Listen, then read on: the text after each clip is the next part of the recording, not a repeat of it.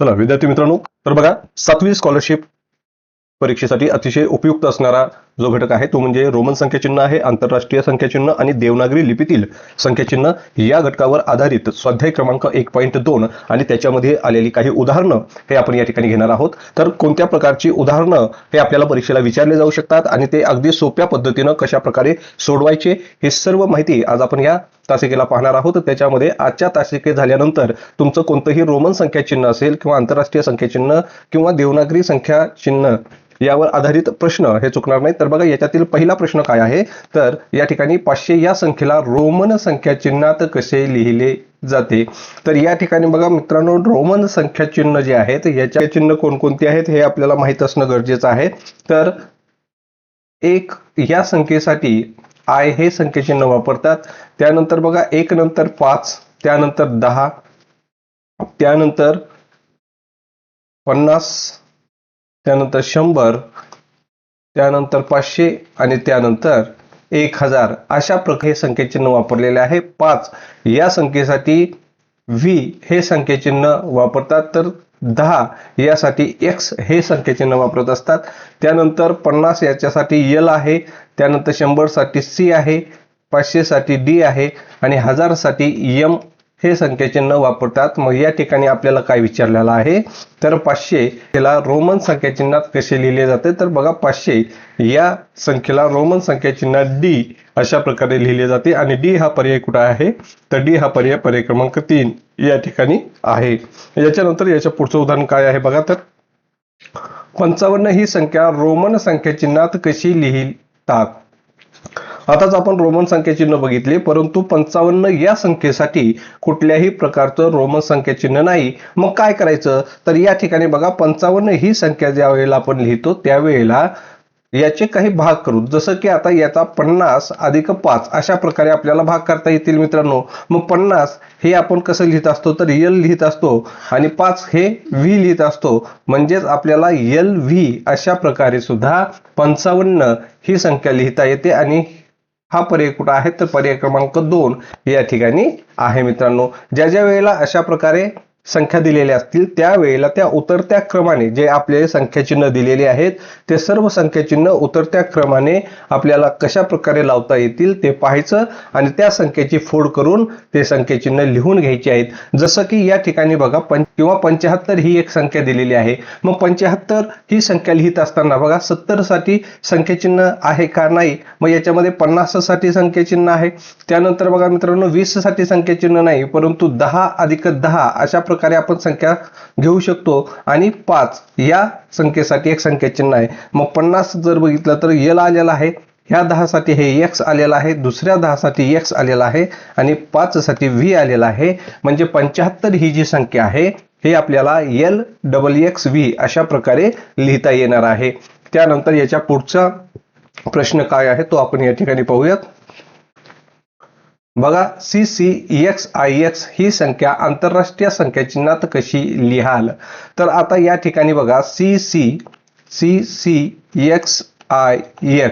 आता हे जे संख्याचिन्ह आहे याची जर आपण फोड करून घेतली मित्रांनो, तर आपल्याला माहित आहे की एल सी डी आणि एम. बघा एल म्हणजे 50 आहे, सी म्हणजे 100 आहे, त्यानंतर डी म्हणजे 500 आहे आणि 1000 एम ला काय म्हणतात, तर 1000 या संख्येसाठी एम हे संख्याचिन्ह वापरतात आणि एक्स हे जे संख्याचिन्ह आहे तर ते 10 या संख्येसाठी वापरत असतात. मग आता या ठिकाणी बघा इथं काय दिलेलं आहे, शी दिलेला आहे, म्हणजे या ठिकाणी 100 घेऊयात. त्यानंतर पुढचा शी आहे म्हणून या ठिकाणी 100 घेऊयात मित्रांनो. त्यानंतर या ठिकाणी एक्स आहे, एक्स साठी 10 घेतलं आणि या ठिकाणी बघा आय एक्स आहे, आय एक्स साठी आपण या ठिकाणी 9 वापरणार आहोत. मग याची जर आपण बेरीज केली तर 100 आणि 100 200 म्हणजे 200 हे 10 आणि 9 19 म्हणजे 219 अशा प्रकारे CCXIX ही संख्या लिहिता येणार आहे. आता या ठिकाणी बघा आपल्याला जे काही संख्या चिन्ह माहित आहेत, जसं शीचं 100 आहे, एक्सचं 10 आहे, परंतु आय एक्स दिलेला आहे. मग आय एक्स म्हणजे 9 आलं. हे कसं आलं, तर बघा या ठिकाणी आय असेल किंवा एक्स असेल, हे दोन्ही या आय एक्स हे जे संख्याचिन्ह आहेत याच्यामधील जर मोठं संख्याचिन्ह आहे आणि या मोठ्या संख्या चिन्हाच्या पुढे लहान संख्या चिन्ह ज्या वेळेला लिहिलं जातं त्यावेळेला काय होतं तर या मोठ्या संख्या चिन्हामध्ये हे लहान संख्या चिन्ह मिळवलं जातं बघा, म्हणजे बेरीज होते आणि या ठिकाणी संख्या तयार होत असते. परंतु ज्या वेळेला एखाद्या मोठ्या संख्या चिन्हाच्या डावीकडं लहान संख्या चिन्ह लिहिलं जातं त्यावेळेला काय होत असतं तर या संख्या चिन्हातून डावीकडे लिहिलेलं जे संख्या चिन्ह आहे हे वजा होत असतं आणि संख्या तयार होत असते. तर अशा पद्धतीनं या ठिकाणी IX हे काय झालेलं आहे 9 आलेलं आहे. याच्यानंतर याच्या पुढचा प्रश्न काय आहे तो पाहूयात. XIV अधिक C वजा XXI अधिक VII बरोबर किती? हा झालेला आहे 14 मित्रांनो. अधिक C म्हणजे 100 बघा, C म्हणजे 100 आहे, वजा 10 10 20 आणि 1 21 झालेला आहे, अधिक 5 6 आणि 1 7 झालेला आहे. ठीक आहे. आता याच्यात मध्ये काय करायचं मित्रांनो तर बघा 100 आणि 14 म्हणून होतात 114 वजा 21 अधिक 7 केलं. त्यानंतर बघा 114 मधून 21 गेले, मग 4 मधून 1 गेला, खाली उरले 3. त्यानंतर 11 मधून जर 2 गेले तर खाली उरतात 9 अधिक 7 जर केलं तर या ठिकाणी काय आलेलं आहे तर या ठिकाणी 100 हे उत्तर आलेलं आहे. आणि 100 हा पर्याय कुठं आहे तर हा पर्याय क्रमांक 2 या ठिकाणी आहे मित्रांनो. अगदी सोपं आहे. ज्या ज्या वेळेला अशा प्रकारे रोमन संख्या दिल्या जातील त्यावेळेला त्याच्या संख्या लिहून ती पदावली असेल ते उदाहरण असेल ते सोडवायचं आहे आणि तो पर्याय निवडायचा आहे. याच्या पुढचं उदाहरण काय आहे ते आपण पाहूयात. तर या ठिकाणी बघा 47 वजा 10 या वजाबाकीचे उत्तर रोमन संख्या चिन्हात कसे लिहाल. आता काय करायचं मित्रांनो तो दिलेली जी संख्या आहे ही संख्या किंवा हे उदाहरण अगोदर आपल्याला सोडवून घ्यायचं आहे. मग 47 मधून जर 10 गेले तर खाली किती उरतात मित्रांनो 37 उरतात बघा. आता 37 याची जर फोड आपण केली तर या ठिकाणी बघा काय होणार आहे 37 ची फोड रोमन संख्या चिन्हाप्रमाणे 10 अधिक 10 अधिक 10 अधिक 7 होणार आहे. मग 10 याच्यासाठी आपण x वापरतो, दुसऱ्या 10 साठी x, तिसऱ्या 10 साठी x आणि 7 ला मग 7 हे न वापरता आपण या 7च्याच ऐवजी काय करत असतो बघा 5 अधिक 2 असं सुद्धा वापरतो. मग या ठिकाणी बघा हे 5 आलेलं आहे आणि हे पुढचे 2 आलेले आहेत.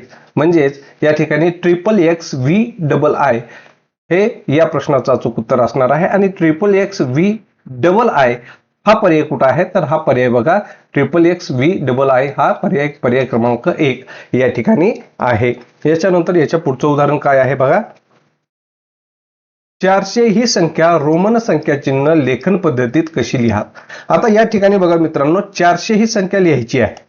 आपल्याला माहित आहे की 100 ही संख्या आपण कशा प्रकारे लिहितो तर C अशा प्रकारे लिहितो. परंतु रोमन संख्या चिन्हामध्ये एक नियम असतो की कोणतंही संख्या चिन्ह हे लिहित असताना आपल्याला जास्तीत जास्त 3 वेळा लिहिता येतं मित्रांनो. किती वेळा लिहिता येतं 3 वेळा लिहिता येतं. मग हे जर 3 वेळा आपण 100 लिहिले तर हे किती होणार आहे तर हे 300 होणार आहे मित्रांनो. किती होणार आहे हे 300 होणार आहे. परंतु आपल्याला या ठिकाणी काय विचारलेलं आहे 400 विचारलेला आहे. मग याच्या अगोदर आपण एक नियम पाहिलेला आहे की 100च्या नंतर पुढची मोठी संख्या कोणती आहे तर ते 500 यासाठी रोमन संख्या चिन्हामध्ये एक चिन्ह दिलेलं आहे ते म्हणजे D दिलेलं आहे मित्र. ठीक आहे.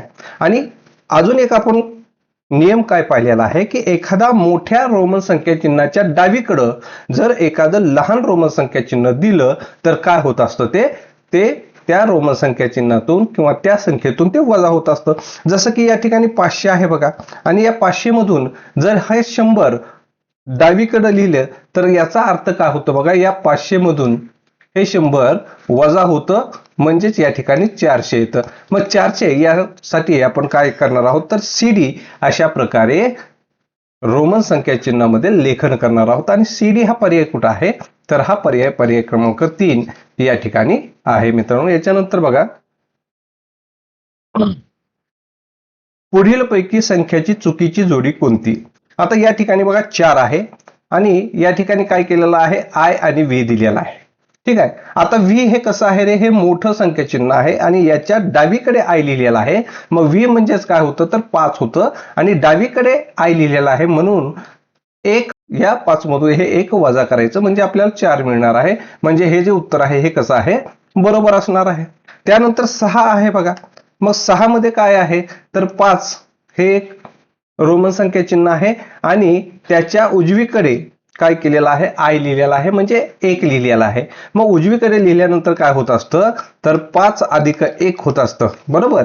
उजवीकडे लिहिल्यानंतर अधिक होत असतं. मग 5 आणि 1 6 होतं, म्हणून हे सुद्धा संख्या चिन्ह बरोबर आहे. त्याच्यानंतर बघा 15 आहे आणि 15ला या ठिकाणी व्ही व्ही व्ही अशा प्रकारे लिहिलेला आहे. पण व्ही व्ही व्ही हे आपण पाहिलेलं आहे की याच्या अगोदर आपण काय पाहिलं की आय आणि एक्स हे जे दोन चिन्ह आहेत किंवा सी असेल, हे जे चिन्ह आहेत हे चिन्ह आपण एका पुढे एक जास्तीत जास्त 3 वेळा वापरू शकतो. परंतु व्ही हे चिन्ह जे आहे हे एका पुढे एक एक लिहिले जात नाही.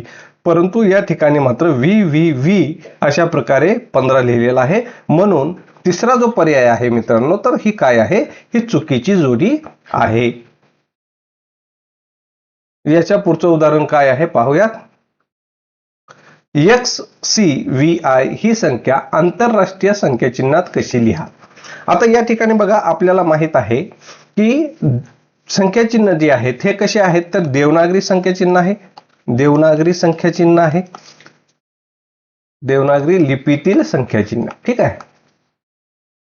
त्यानंतर आंतरराष्ट्रीय संख्या चिन्ह आहे, आंतरराष्ट्रीय संख्या चिन्ह आहे आणि रोमन संख्या चिन्ह आहे. बघा काय आहे, रोमन संख्या चिन्ह. आता देवनागरी म्हणजे काय तर मराठीमध्ये जे आपण 1 2 3 लिहितो या जे संख्या चिन्ह आहेत त्याला देवनागरी संख्या चिन्ह म्हणायचं.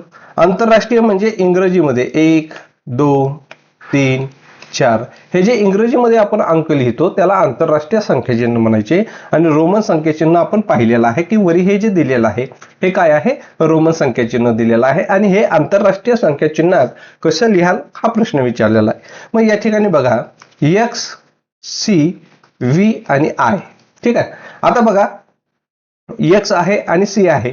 मग सी हे कसं आहे, मोठा आहे. सी लाच आपण काय म्हणतो मित्रांनो 100 म्हणत असतो. बघा याच्या डावीकडे एक्स लिहिलं म्हणजे याच्यातून 10 वजा झाले, बरोबर. म्हणजेच किती झाले, 10 वजा झाले. आणि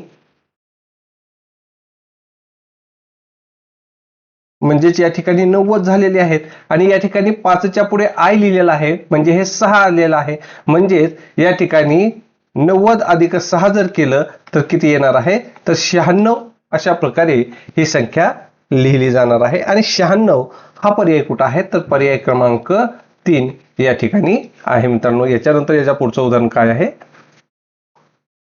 x x X I x अधिक व्ही आय आय आय बरोबर किती. आता या ठिकाणी बघा ट्रिपल एक्स आय एक्स म्हणजेच या ठिकाणी 10 20 30 आणि ही 9 म्हणजे 39 आलेला आहे, अधिक 5 6 7 8 आलेला आहे. मग यांची करून घेऊया बेरीज. मग 8 आणि 9 मिळून होतात 1707, हातचाला 1 म्हणजे 47 झालेला आहे. आणि 47 हा पर्याय कुठं आहे तर पर्याय क्रमांक 2 या ठिकाणी आहे. 71 ही संख्या दाखवणारी योग्य रोमन संख्या चिन्ह कोणती. आता काय करायचं तर या ठिकाणी 71 आहे. मग रोमन संख्या चिन्ह जे आहेत याच्यामध्ये आपल्याला माहित आहे की 50 हे रोमन संख्या चिन्ह आहे. त्यानंतर 20 साठी रोमन संख्या चिन्ह नाही, म्हणून आपण 10 अधिक 10 अशा प्रकारे लिहू शकतो. त्यानंतर 1 साठी 1 हे रोमन संख्या चिन्ह आहे म्हणून 1 लिहिलं. आता यासाठीचे जे संख्या चिन्ह आहेत ते आपण या ठिकाणी वापरूया. 50 साठी एल आहे, 10 साठी एक्स आहे, पुन्हा 10 साठी एक्स आहे आणि या ठिकाणी 1 साठी आय आहे म्हणजे एल डबल एक्स आय अशा प्रकारे 71 ही संख्या लिहिली जाणार आहे. आणि हा पर्याय आपल्याला कुठं दिसतोय तर पर्याय क्रमांक 4 या ठिकाणी दिसत आहे.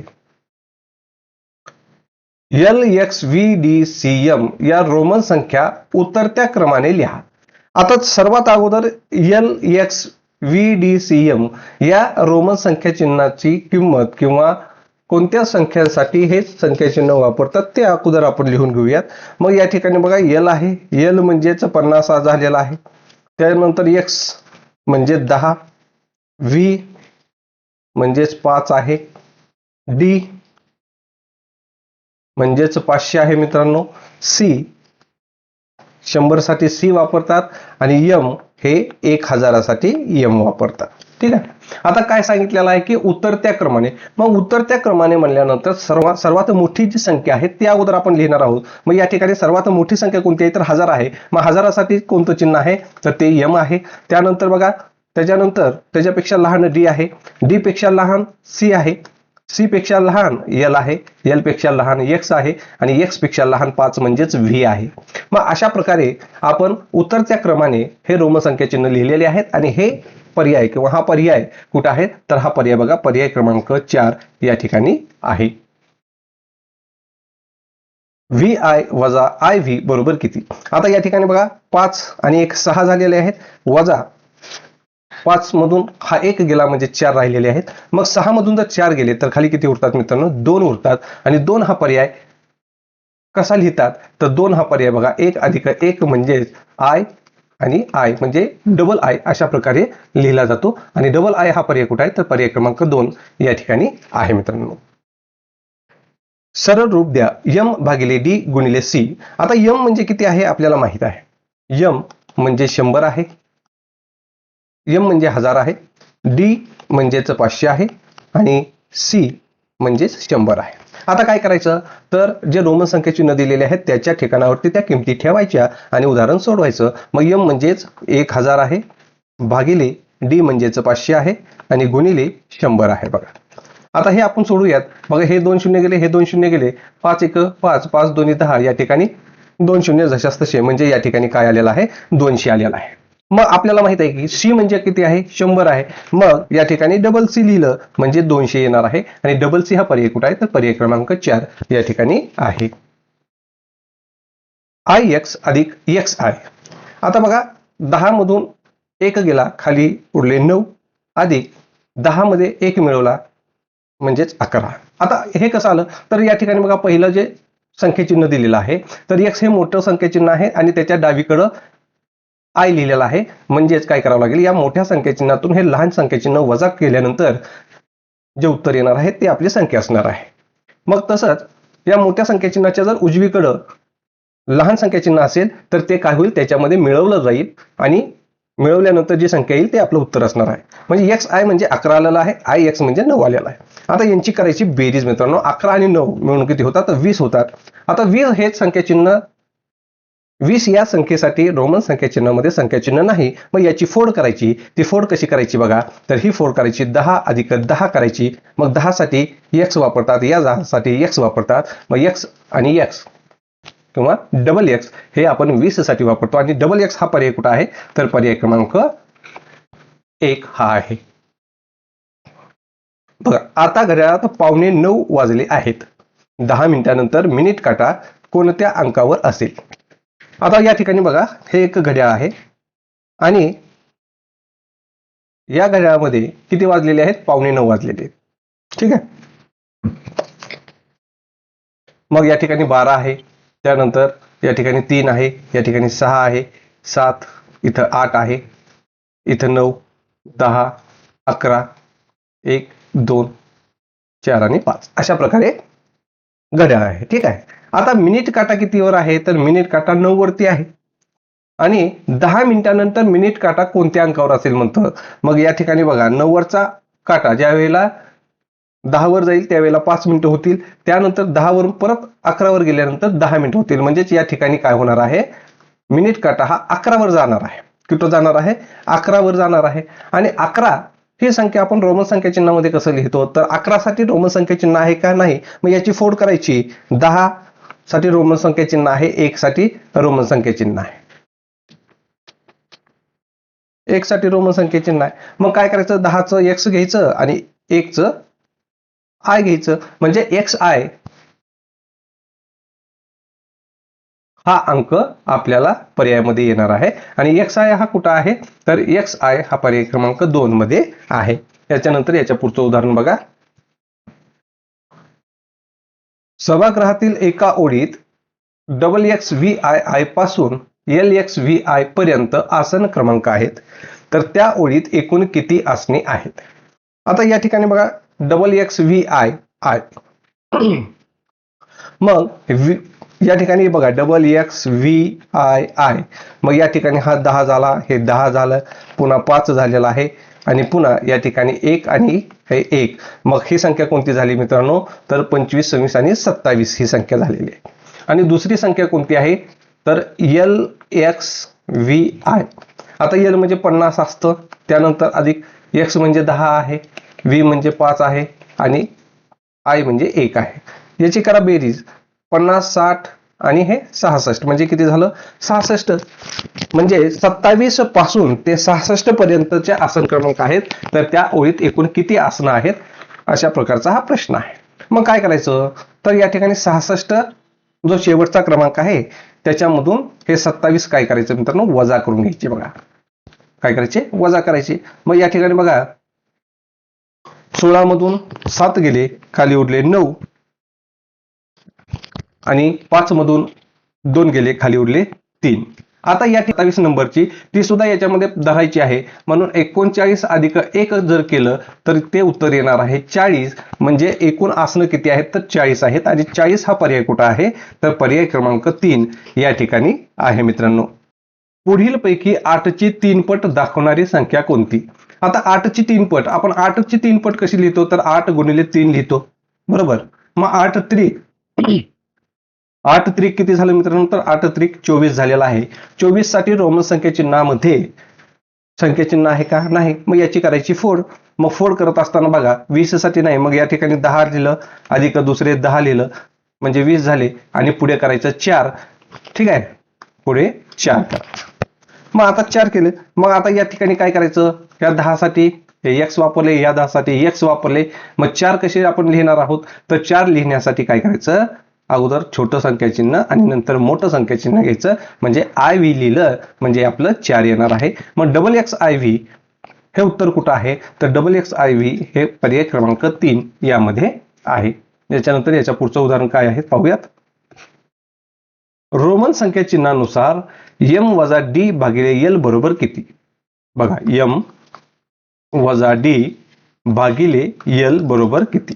आता m म्हणजे किती आहे तर ते आहे 1000, d म्हणजे आहे 500 आणि भागिले l म्हणजेच 50. l म्हणजे 50. आता ही पदावली आपल्याला सोडून घ्यायची आहे. आपल्याला माहित आहे की ज्या ज्या वेळेला अशा प्रकारे बेरीज वजाबाकी भागाकार गुणाकार कंस अशा प्रकारे वेगवेगळ्या क्रिया या उदाहरणामध्ये दिलेल्या असतील त्यावेळेला आपल्याला काय करायचं आहे, सर्वात अगोदर याच्यामध्ये भागाकार सोडवायचा आहे. मग काय करून घ्यायचं, 1000 जशास तसं लिहिलं वजा, आता या ठिकाणी बघा हे 0 गेले, हे 0 गेले, 5 1 5, 5 1 5 0 म्हणजे 10 आलेला आहे. ठीक आहे, मग 1000 मधून जर 10 गेले तर खाली किती उरतात 990 उरतात आणि 990 हा पर्याय कुठं दिसतोय तर हा पर्याय क्रमांक 4 या ठिकाणी आपल्याला दिसत आहे मित्रांनो. त्यानंतर बघा रोमन संख्या चिन्हानुसार XVII अधिक IX वजा IV अधिक C बरोबर किती. आता बघा XVII अधिक IX वजा IV अधिक C. ठीक आहे, आता या ठिकाणी बघा 10 आणि 5 15 16 1 17 झालेला आहे. 17 अधिक IX म्हणजे 9 झालेला आहे वजा 5 मधून 1 गेलं म्हणजे 4 राहिलेला आहे अधिक C म्हणजे 100.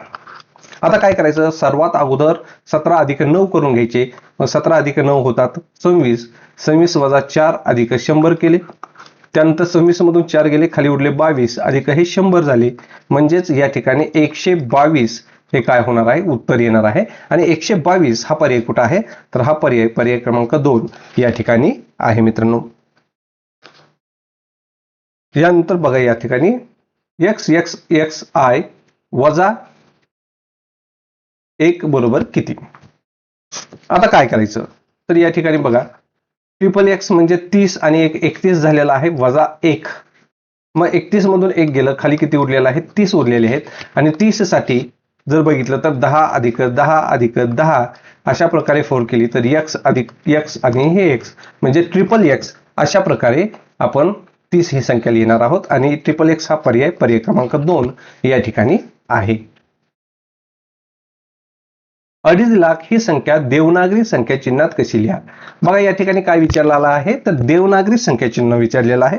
मग देवनागरी संख्या चिन्ह याचा अर्थ काय आहे, तर देवनागरी संख्या चिन्ह याचा अर्थ मराठी जे अंक आहेत याला आपण देवनागरी संख्या चिन्ह म्हणत असतो. ठीक आहे.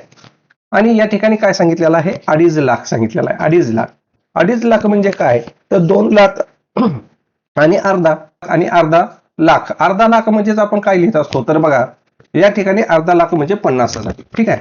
मग 2,50,000 ही संख्या जी आहे ही मराठी मध्ये आपण कशा प्रकारे लिहितो, तर या ठिकाणी बघा 2,50,000 अशा प्रकारे ही संख्या आपण या ठिकाणी लिहित असतो. आणि या ठिकाणी सुद्धा एक प्रिंट मिस्टेक झालेली आहे मित्रांनो. तर या ठिकाणी 2,50,000 जे आहे हे मराठीमध्ये 2,50,000 अशा प्रकारे पाहिजे होता, म्हणून याचं उत्तर हे आपण पर्याय क्रमांक 4 हे म्हणणार आहोत. याच्यानंतर याच्या पुढचा पर्याय काय आहे पहा,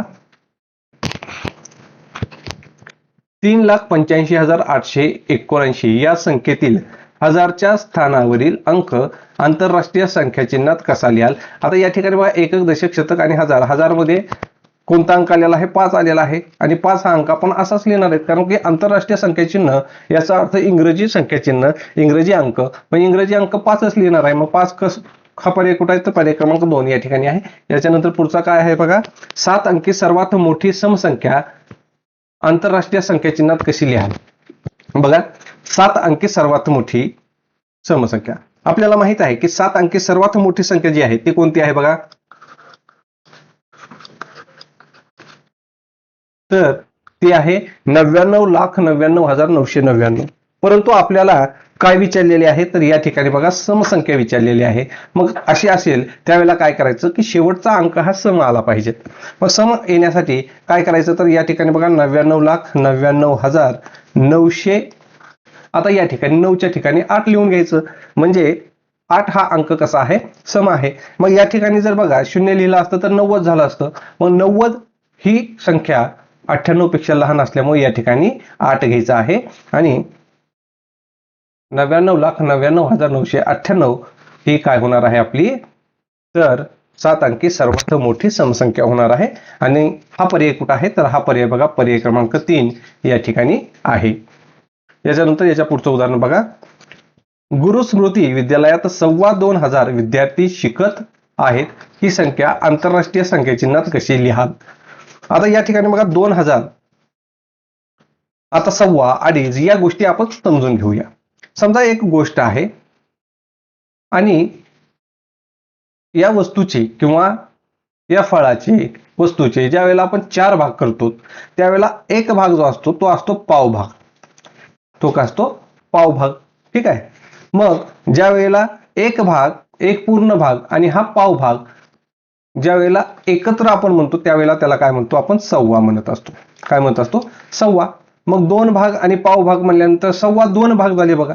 पण या ठिकाणी कशाचा भाग केलेला आहे, तर हजाराचा भाग केला आहे. समजा हे 1,000 भाग आहे किंवा 1000 ही एक संख्या आहे. या हजाराचे जर 4 भाग केले तर एक भाग कितीचा होतोय मित्रांनो, तर तो होतो 250चा, म्हणजे 250चा होतो. आणि या ठिकाणी काय सांगितलं आहे की 2,25,000. मग या ठिकाणी 2,000 या ठिकाणी लिहून घेतले, म्हणजे 2,250 ही संख्या कशी येणार आहे, तर अशा प्रकारे येणार आहे.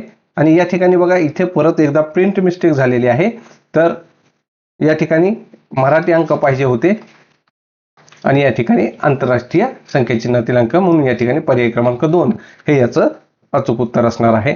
याच्यानंतर पुढचं काय आहे बघूया, पुढीलपैकी कोणती संख्या चौरस संख्या आहे व त्रिकोणी संख्या सुद्धा आहे? आता या ठिकाणी बघा चौरस संख्या, चौरस संख्या, चौरस संख्या म्हणजे काय, तर चौरस संख्या म्हणजे वर्गसंख्या, म्हणजे वर्गसंख्या असतात मित्रांनो. आणि त्रिकोणी संख्या जी आहे, त्रिकोणी संख्या म्हणजे काय, तर 2 क्रमवार संख्येची निमपट त्याला आपण त्रिकोणी संख्या असं म्हणत असतो. मग त्रिकोणी संख्या ह्या कशा काढायच्या तर बघा, आता पहिली जर त्रिकोणी संख्या म्हणलं तर 1 येणार आहे. त्यानंतर दुसरी त्रिकोणी संख्या जर म्हटलं तर काय होणार आहे, 2 अधिक 1 बरोबर 3 येणार आहे. त्यानंतर तिसरी त्रिकोणी संख्या जी आहे 3 अधिक 3 बरोबर 6 येईल. त्यानंतर 6 अधिक 4 बरोबर 10. म्हणजे क्रमाने येणाऱ्या ज्या काही संख्या आहेत त्यांची सर्व क्रमवार संख्येची बेरीज म्हणजे त्रिकोणी संख्या येणार आहे. ठीक आहे. आणि वर्ग संख्या त्यालाच आपण चौरस संख्या असं म्हणत असतो. मग आता या ठिकाणी बघा, 10 आणि 5, 10 आणि 5 म्हणलं तर किती झाले, 15 झालेले आहेत. त्यानंतर 15 आणि 6 मिळून होतात 21. 21 अधिक 7 बरोबर 28. 28 अधिक 8 बरोबर 36. 36 अधिक 9 बरोबर होतात 45 मित्रांनो. ठीक आहे. आता याच्यामध्ये जर आपण बघितलं तर आपल्याला काय विचारलेलं आहे की कोणती संख्या चौरस संख्या आहे व त्रिकोणी संख्या सुद्धा आहे. मग ह्या ज्या त्रिकोणी संख्या आहेत याच्यामध्ये 9 ही त्रिकोणी संख्या आपल्याला दिसत नाही. त्याच्यानंतर 25 ही सुद्धा त्रिकोणी संख्या आपल्याला दिसत नाही. त्यानंतर या ठिकाणी 36 ही जी आहे ही त्रिकोणी संख्या आपल्याला दिसते आणि ही चौरस संख्या सुद्धा आहे. मात्र 64 ही सुद्धा त्रिकोणी संख्या नाही. म्हणून या ठिकाणी पर्याय क्रमांक 4 जो आहे 36 ही त्रिकोणी संख्या आणि चौरस संख्या ही दोन्ही संख्या आहे. म्हणून पर्याय क्रमांक 4 हे याचं अचूक उत्तर असणार आहे. याच्यानंतर याच्या पुढील उदाहरण पाहूयात. 2, 11, 13, 17, 19, 23 या संख्या गटातील संख्या कोणत्या प्रकारच्या आहेत.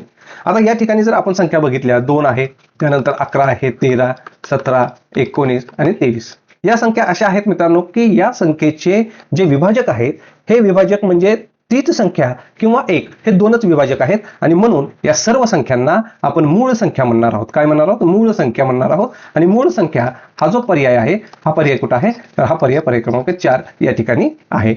याच्यानंतर याच्या पुढचं उदाहरण काय आहे तर बघा, 10 ही पहिली त्रिकोणी संख्या मानल्यास चौथी त्रिकोणी संख्या कोणती. आता या ठिकाणी आपल्याला त्रिकोणी संख्या आपण पाहिलेल्या आहेत की एक पहिली त्रिकोणी संख्या 1 आहे. दुसरी त्रिकोणी संख्या जी आहे तर 2 अधिक 1 जर केलं तर 3 होतात. त्यानंतर तिसरी त्रिकोणी संख्या 3 अधिक 3 बरोबर 6 आहे. चौथी त्रिकोणी संख्या ही 10 असणार आहे.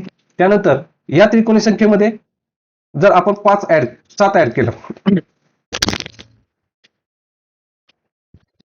त्यानंतर बघा या ठिकाणी जी त्रिकोणी संख्या आलेली आहे या त्रिकोणी संख्येमध्ये पुढची संख्या किंवा ज्या क्रमांकाची संख्या आपल्याला पाहिजे क्रमाने येणारी ती जर मिळवली तर ही 15 त्रिकोणी संख्या मिळते. त्यानंतर या 15 मध्ये 6 ऍड केल्यानंतर 6वी त्रिकोणी संख्या आपल्याला मिळणार आहे ती म्हणजे 21. त्यानंतर 21 मध्ये जर आपण 7 ऍड केलं तर आपल्याला 7वी त्रिकोणी संख्या मिळणार आहे ती म्हणजे 28 असणार आहे. त्यानंतर बघा 8वी जी त्रिकोणी संख्या आहे तर 28 मध्ये 8 मिळवल्यानंतर आपल्याला 8वी त्रिकोणी संख्या मिळणार आहे आणि ती आहे 36. ठीक आहे. आता आपल्याला प्रश्न काय विचारलेला आहे तर ही पहिली त्रिकोणी संख्या आहे. ही काय आहे, ही पहिली त्रिकोणी संख्या आहे. तर चौथी त्रिकोणी संख्या कोणती अशा प्रकारचा प्रश्न विचारलेला आहे. मग दुसरी त्रिकोणी संख्या 15 झाली, तिसरी त्रिकोणी संख्या 21 झालेली आहे आणि चौथी त्रिकोणी संख्या कोणती झालेली आहे तर ती झालेली आहे 28 ही चौथी त्रिकोणी संख्या झालेली आहे. आणि 28 हा पर्याय कुठं आहे तर तो पर्याय क्रमांक 2 या ठिकाणी आहे.